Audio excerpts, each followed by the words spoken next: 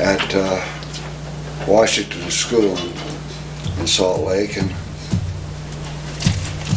I was up there on the avenues. We lived up on the avenues there, north of North Temple, and up in that up that hill, going up on to the Capitol. Is where we lived most of the time, and well, you gotta I have a recollection of. You gotta wait till he. No, it's going. Oh, is it? Yep. I was gonna say you need to wait till he asks you the question. No, go ahead. This is recording. Yeah, but I can remember playing there. We lived in a house on Quincy Avenue there, and that was a street that kind of went diagonal off of the well, from north to south, kind of on a bias though, and that school was right at the end of that.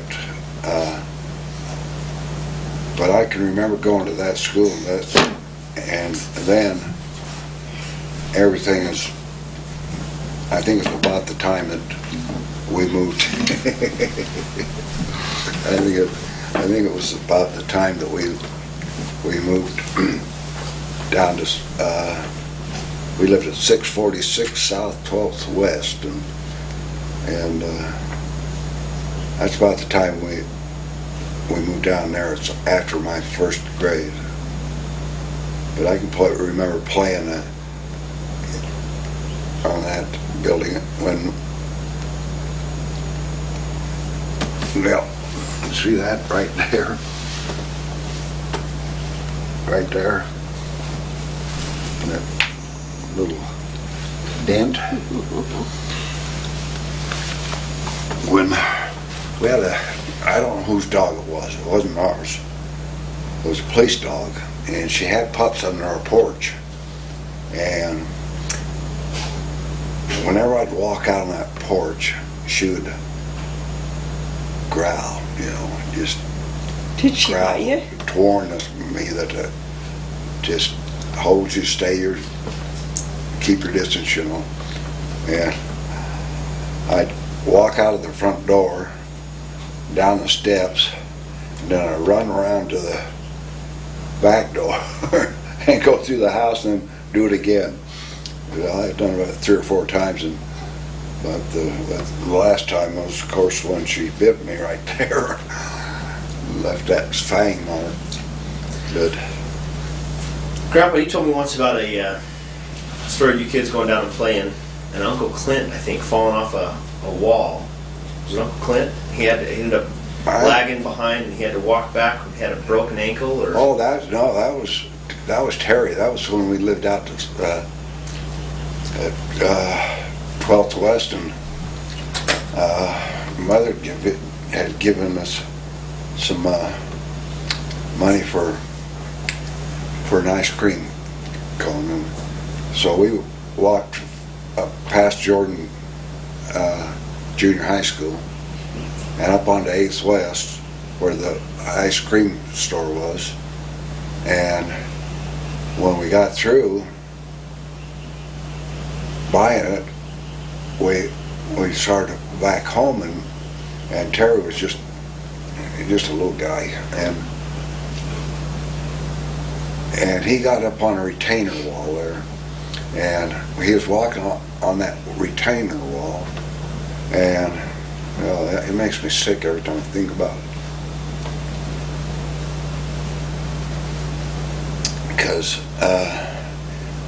he fell off of that thing, and this was what I couldn't have been very old but he fell off that, and of course he started crying, and we just told him to stop your crying, will you? And until we got about a block from home, and we lived on 12th West, and that store was that ice cream store was on 8th West, and so you don't have a long way, and the blocks in Salt Lake is big, and I looked around and saw him, and that arm was just like that. It was just a flopping from the elbow down. It's a wonder he's got any use from his arm at all. Because he broke that arm right in the elbow, and we made him walk all the way, and him just crying, and that wasn't like Terry. He was a tough little guy, but it had to be him. The only other person I can think of is on that Quincy Adams place that that hill's like that, and so the garage was on the street level, and it was below the house, and you walked off out of the drawer and right out on the roof of that house, and we was playing on it, and Betty fell off of that thing, and she has a scar, I think it's on this leg, that it's about that long. She snagged it on the metal on the edge of the roof, and she snagged that, and it really ripped a big long hole. Of course, her that ended up being about that wide after, and about that long, just from stretching,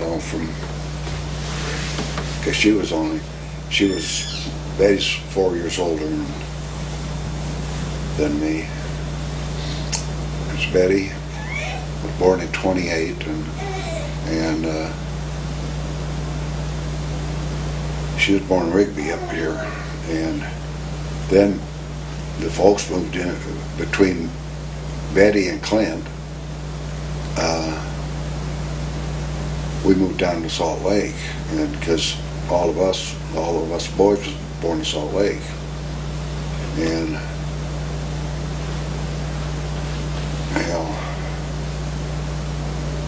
I guess I can't remember. I'm so bad anymore that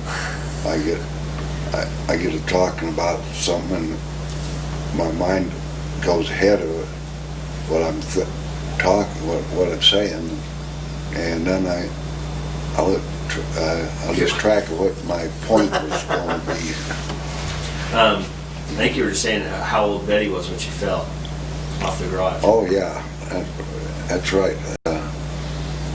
She was 4 years older. That's because she was born in 28. Clint was born in 30, and me in 32, and Geri in 36. So there was 2 years. There were 4 years between Betty and I. 2 years between Clint and I, and 2 years between Geri and me. So, but she was a young lady really at that point in time. I think she was, 4 years older than me, and I had to be about 6 years old, and so she would have been about 10. I would guess. Grandma, what do you remember about attending school? Well, I don't remember a whole lot of my younger. When I was in the 7th grade, we moved to Rexburg. My mother had remarried a guy named Art Simmons, and she moved her little family up to Rexburg because she was she was going to take care of Art's mother, who was really sick, and she was going to take care of her. So, and then I went to the 7th and 8th grade at Rexburg, and I really liked it there.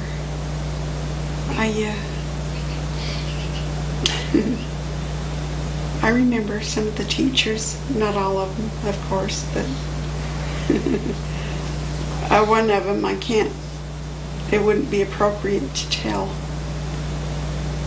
what he said I don't on see this why. video. I think it's real appropriate. Well, not that one. Oh. This is another one. It didn't have anything to do with me. It was just something that he thought about our bodies health-wise, and I don't think it's appropriate. But he was a math teacher, if you can imagine. And then he went on this spiel about how, well, I won't say anymore. But What's your favorite memory from junior high and high school? From junior high and high school, well, we moved back to Idaho Falls. Well, actually, we moved to Idaho Falls from Rexburg when I was in the summer before I went to 9th grade, and I went to O.E. Bell Junior High, way downtown. Now, we lived clear out on 6th on Higbee, which was on the corner of 17th Street and Higbee. And I walked all the way. Walked a lot of homes. This sounds like what a poor time I had walking in the snow. No, but I walked all the way to O.E. Bell, you know where that is. Mm-hmm. And Downtown. right off the bat, I was so scared because that was such a big school. But right off the bat, I met some girls that were in a bunch of girls. They were all friends, and they really took me under their wing, and so, you know, I really seemed like I'd found my niche in school, but I really loved school. I took home ec in the 9th grade and learned how to sew, and that's I can't think of the word, a talent, I guess, that stayed with me most all my life, because I love to sew. And I think the time that I sewed, I don't know how many dresses for Janet's wedding, for her bridesmaids. I think there was about 6 of them. And by the time I got through sewing all those 6 dresses, I think my love for sewing had changed. Diminished a whole bunch, huh? Yeah. Grandpa, what's your favorite memory from junior high and high school? Well, I don't have much memories of high school. I do grade school and junior high. I went to Jordan Junior High there in Salt Lake, and that was a articulating unit's what they called it down there. It was the 7th and 8th grade, and I don't remember my friends at that point in time. Well, I do. My friends was the kids that lived right there around me there on 12th West, and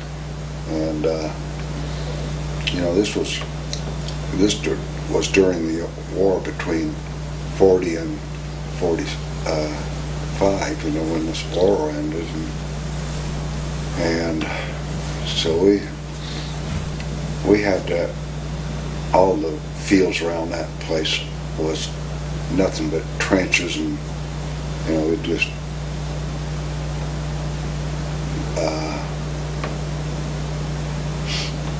really, the person, the teacher I remember her name was, I don't remember her first name, I don't think if I ever knew it, but her name was Barnhart, and this was probably in the 6th grade, probably, the 5th and 6th grade in there.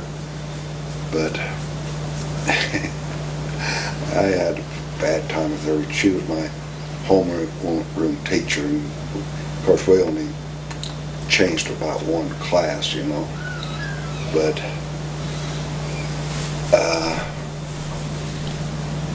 she didn't like me very well. I didn't like her very well. I don't know who precipitated what, but I'd go in there and in that room, and if anything happened, if I was late or anything like that, she'd stand up there and in front of the class, and I'd just give me a bad time in front of the class, And I remember the one time when